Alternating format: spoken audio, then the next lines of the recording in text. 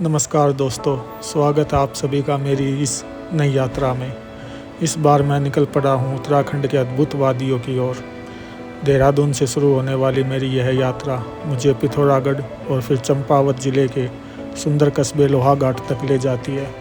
आइए मेरे साथ इस यादगार सफ़र पर चलते हैं। सुबह सुबह देहरादून से मैंने अपनी यात्रा की शुरुआत की। हल्की ठंडी हवाएं और पहाड़ों की ओर जाने का उत्साह मन में एक अलग ही ताजगी भर रहा था। जैसे जैसे मैं आगे बढ़ रहा था वैसे वैसे मैदानों से पहाड़ों की ओर चढ़ाई शुरू हो गई। रास्ते भर ऊंचे ऊंचे देवदार और चीड़ के पेड़, सड़क के किनारे बहती नदियाँ और बादलों से घिरी चोटियाँ एक अलग ही दुनिया का एहसास करा रही थी।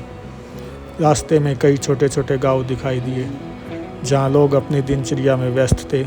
बच्चे स्कूल जाते नजर आए, महिला खेतों में काम करती दिखी और पहाड़ों की गोद में बसे इन गांवों की सादगी दिल को बहुत भा रही थी। लगभग दोपहर के 3 बजे मैं पिथौरागढ़ पहुंच गया। पिथौरागढ़ को लू कश्मीर भी कहा जाता है और सच में यहाँ की खूबसूरती देखकर यह उपनाम बिल्कुल सही लगता है। ऊंचे ऊंचे पहाड़, हरे भरे जंगल और चारों ओर फैली वादियाँ यहाँ आने वाले हर यात्री का मन मोह लेती हैं। यहाँ पहुंचकर मैंने कैमरा उठाया और पहाड़ों की अद्भुत सुंदरता को कैद करना शुरू कर दिया। हर दिशा में मानो प्रकृति अपनी कला का अद्भुत प्रदर्शन कर रही थी। कभी सूरज की किरणें घाटियों में उतर आती तो कभी बादल चोटियों को अपनी गोद में छुपा लेते। पिथौरागढ़ चारों तरफ से ऊंचे ऊंचे पहाड़ों और हरे भरे जंगलों से घिरा हुआ है। यहाँ से आपको बर्फ़ से ढकी हुई हिमालय चोटियाँ साफ नज़र आती हैं, जिसमें पंचचूली पर्वत श्रृंखला सबसे खास है। सुबह के समय जब सूरज की किरणें इन चोटियों पर पड़ती हैं तो पूरा नज़ारा सुनहरी हो जाता है।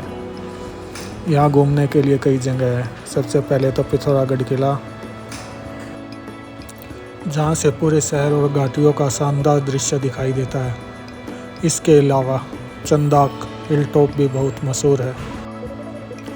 अगली सुबह मैं निकल पड़ा एक खास जगह की ओर। जब मैं वहाँ पहुँचा तो सामने फैली झील को देखकर दिल खुश हो गया। चारों ओर हरे भरे पेड़ों से घिरी यह झील मानो एक शीशे की तरह चमक रही थी। पानी इतना साफ था कि इसमें पहाड़ों और आसमान की परछाई साफ नज़र आ रही थी। दोस्तों, इस झील का नाम कोली डेक झील है। यह झील लोहाघाट से करीब 2 किलोमीटर दूर स्थित है। इसे लोहाघाट नदी पर एक बांध बनाकर तैयार किया गया है।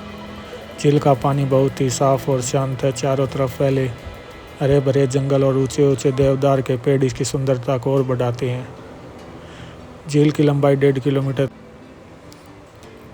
और इसका नज़ारा दूर से देखने पर मानो किसी प्राकृतिक झील जैसा लगता है।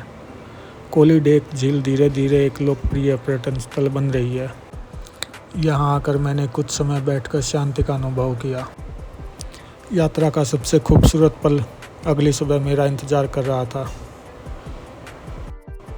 जैसे ही पहाड़ों के पीछे से सूरज की पहली किरण निकली, पूरा वातावरण सुनहरी रोशनी से नहा गया।